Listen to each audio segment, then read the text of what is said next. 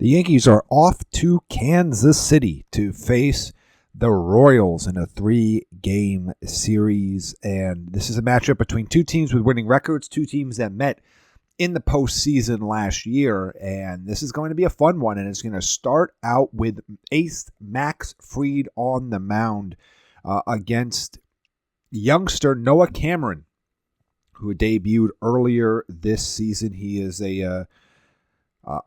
I guess a Kansas City suburb. I mean, St. Joe's, Missouri. It's probably a little far away to call that a suburb of Kansas City, but it's the closest. Kansas City is the closest major city. So, but Noah Cameron has been really solid in his 30 innings so far this season, and maybe that's not even giving it enough credit. You look at his 5 starts he's made this year.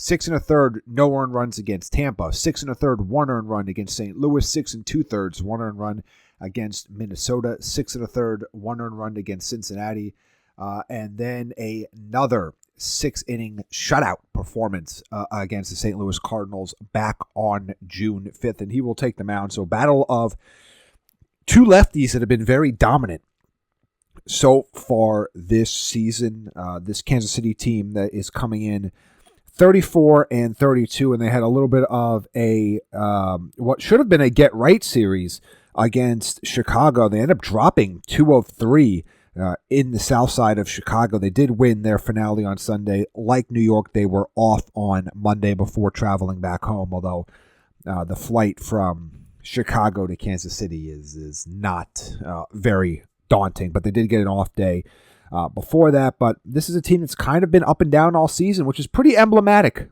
of their 34-32 record. But they are a team that's really have some really exciting players and can turn it on. And player I'm really looking forward to watching more in person. As those of you that may know, I'm a big fan of a lot of prospects, not just for the Yankees, but I love following prospects pretty much in all sports, but nothing is quite like following prospects in baseball.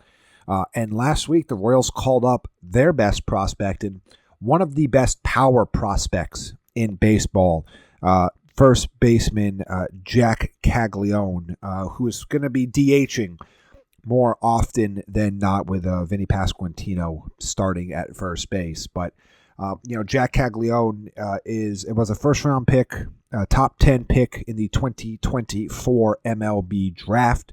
So it has not even been a full year since he was drafted, and he is already up in the majors, tore through the minors, and this guy has elite power. They used to call him in college Jack Tani. That's the kind of power this left-handed bat has. Only 22 years old and is already coming off of his best game of the year.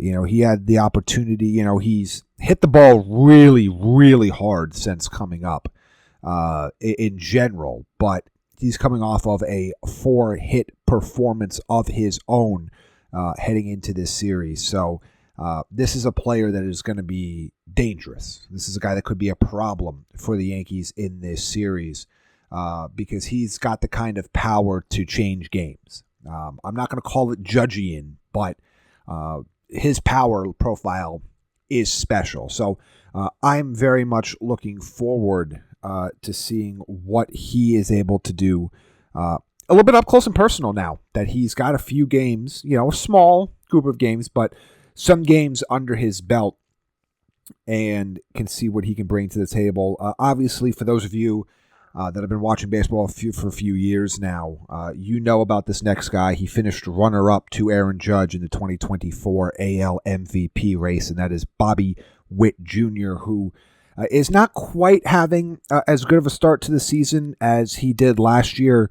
Still doing pretty well. I mean, he's got a 291, 349, 492 slash line, but we know what he's capable of. This is a guy that probably had one of the best MVP2 seasons of all time. And what I mean by that is probably one of the best seasons of all time to not win an MVP award. But and the Yankees are familiar with a lot of these other guys. Vinny Pasquantino has been a player that they've faced a few times and has gotten them a couple times, and he is having a pretty decent start to the season himself. Sal Perez still kicking it. You can definitely tell he's in the back nine and well into that back nine, but he's still got a little bit of pop left in that bat. And another player that has had a decent start to the season as well is a guy like Michael Garcia. So this is a team that has some pieces that are really exciting, but they haven't really been able to put them all together. So this will be a good opportunity for the Yankees with that off day to kind of bounce back a little bit. Let's put that Boston series behind you. Again, you won one, so it wasn't a complete disaster, but that was not a good series for the New York Yankees. But they'll send Max Fried to the mound in the first game of this series. This is a 7:40 p.m. Eastern start time. All three games in this series will be 7:40 p.m. Eastern. Game 2 will feature Clark Schmidt against Kris Bubic, who is, if you have not heard of Kris Bubic, he is, no hyperbole, one of the best pitchers in the American League. He has been a fantastic piece to this team so far this year. He walks into this game with 75 and a third inning pitched of 1.43 ERA and a 0.98 whip, more than a strikeout per inning. This is somebody that is squarely in the AL Cy Young race right now. I mean, it's going to be a tough award right now as it stands for anybody other than Tariq Skubal to win. But Kris Bubic is very much in that race. And he's going up against Clark Schmidt, who's been the definition of up and down so far this season. That will be the Wednesday game. And then the series finale will be Will Warren. Again, another pitcher that's been very up and down for the Yankees, the youngster, against Cole Ragans, who, is probably should be the ace of their staff. He missed a significant, I wouldn't say significant, but he's missed a little bit of time with injury, and he got rocked in his last start. Really, he's been struggling in general lately. If you want to look at what he's done in his last 5 of his last 6 starts, he has given up at least 4 runs. So going back to that April 18th start against Detroit, he's given up 5 runs in 4 innings, 4 runs in 3 innings, and he had 5 shutout innings against the White Sox at home, and then 5-4, 5-4, and his most recent outing back on June 5th against St. Louis, he gave up 5 earned runs in 3 innings pitched. So he has been struggling a bit so far this season. So we'll see what the Yankees are able to do in this series, because they're going to have to face 3 lefty starters. And, this is one of those ones where the Yankees are obviously better against righties. We've talked about that a lot. They are a left-handed heavy lineup. They still have guys that can hit lefties, Ben Rice and Austin Wells, and some of these guys in Bellinger. They have shown some success against lefties. Obviously, guys like Paul Goldschmidt and Aaron Judge absolutely crush lefties.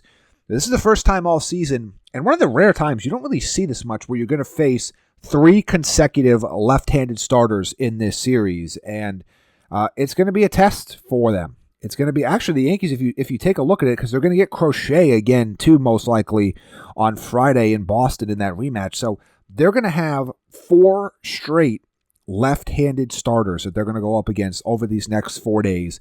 3 in Kansas City, 1 in Fenway. This is going to be an opportunity for guys to really show that they can stick in the lineup and have strong at-bats against lefties. And we're talking about guys like Jason Dominguez. We're talking about continuing to have good at-bats against lefties for guys like Ben Rice. Can Jazz Chisholm continue his hot streak as well? And obviously, Goldschmidt and Aaron Judge are both going to have opportunities to have really, really strong weeks. So I'm looking forward to this series a lot. The Yankees are going to have some tough pitching, really all series long, because I know Ragans has been not pitching well this year and is only 1 start back from an injury, but it was a fairly minor injury. But I am worried about this for the Yankees. This is going to be an opportunity that they need to show that they can have a lot of success against left-handed pitching, and not just left-handed arms out of the bullpen, because they have had success against left-handed arms out of the bullpen, and because they've gotten plenty of opportunities for that as teams are playing those types of matchups. You're going to have to play. You're going to be, at minimum, even when you consider the bullpen, you're going to be playing the majority of this entire series against left-handed pitching. So this is going to be a big test for the Yankees, and I'm looking forward to seeing it, and we will cover it all Monday through Friday as we do every single week here on the Bombers Beat Podcast.